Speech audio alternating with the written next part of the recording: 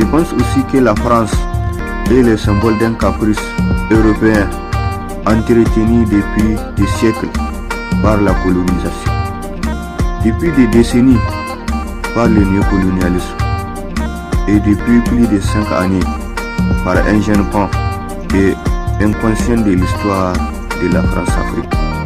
La France représente le symbole d'une démocratie parasitaire qui suce le sang des Africains. Elle symbolise la référence en matière du pillage et de la rapine dans les États africains. Je pense que Macron est le symbole d'un impérialisme cultivé en Afrique depuis la faillite du général de Gaulle lors du référendum prévu par la Constitution de 1958. Je peux aussi déduire des déclarations critiques et chaotiques de Macron qu'il n'a jamais appris de la bêtise de Sarkozy, ni de la débandade de Chirac.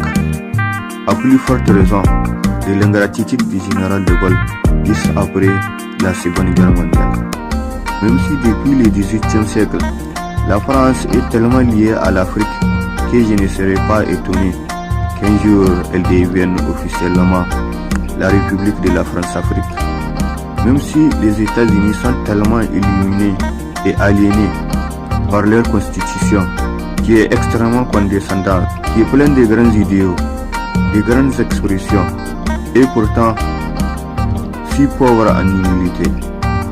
Même si les soi-disant temples de la démocratie est sombré dans une performance militaire avec tellement d'ennemis aux 4 coins du monde, une performance surpassant tout ce qui a été accompli après la Seconde Guerre mondiale. Après tout, selon Michel Collomb, si les États-Unis pensent que l'utilisation des armes chimiques sur les civils syriens est inacceptable, Obama ne devrait pas aller loin pour punir les coupables. Je pense aussi que la seule chose qui fait de Trump et Biden des Américains, c'est leur condescendance couplée à leur mégalomanie qui est très mal placée, car selon Daniel Ferrer, l'esclavage est à la base de la prospérité des États-Unis d'Amérique. Même s'il s'agit d'un territoire qui est naïvement nommé comme le pays dit de la liberté par des personnes non avisées de la cruauté de l'appareil militaire américain.